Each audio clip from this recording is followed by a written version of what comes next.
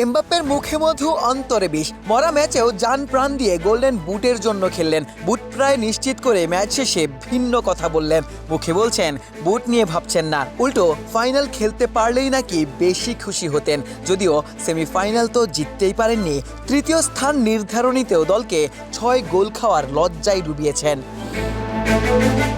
Harry Kane, Anthony Gordon সহ ইংল্যান্ডের বেশ কয়েকজন গুরুত্বপূর্ণ খেলোয়াড় যখন বিশ্রাম নিলেন, তখন মেসি ভক্তরা প্রশ্ন তুলেছেন এমবাপ্পে কেন জান প্রাণ দিয়ে পুরো ম্যাচ খেললেন, নিশ্চিতভাবেই গোল্ডেন বুটের জন্য।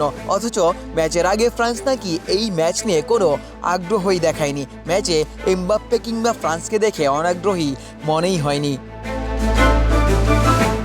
তৃতীয় স্থান নির্ধারণী ম্যাচে ইংল্যান্ডের বিপক্ষে জোড়া গোল করে বিশ্বকাপে নিজের গোল সংখ্যা 10-এ তুলেছেন কিলিয়ান এমবাপ্পে। গোল্ডেন বুটের দৌড়ে আপাতত মেসিকেও 2 গোলের ব্যবধানে ছাড়িয়ে গেছেন। যদিও ম্যাচ শেষে ফরাসি তারকার ভাষ্য, আমি গোল্ডেন বুট নিয়ে ভাবছি না, মেসি ফাইনালে গোল করবে। গোল্ডেন বুট না পেলেও যদি ফাইনালটা খেলতে পারতাম সেটাই বেছে নিতাম।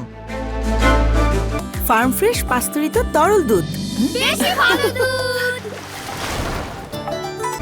এই ম্যাচের পর সামাজিক যোগাযোগ মাধ্যমে আরও একটি আলোচনা তুঙ্গে। ইংল্যান্ড কি সেমিফাইনালে মেসির কাছে হারের বদলা নিল?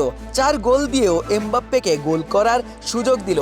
নিজেদের ফাইনালের স্বপ্নভঙ্গের বিপরীতে মেসির অধরা বুটের স্বপ্ন প্রায় ধূলিসাৎ করে দিল। ভক্তদের আবেগের বাইরে মেসির সামনে আরও একবার প্রায় অসম্ভবকে সম্ভব করার চ্যালেঞ্জ। সোনালি বুট পেতে ফাইনালে করতে হবে অন্তত 2 গোল, তবেই না ক্যারিয়ারে অধরা একমাত্র ট্রফিটা নিজের করে নেবেন। বিশ্বকাপের গোল্ডেন বলের পাশাপাশি বুটটাও জিতবেন।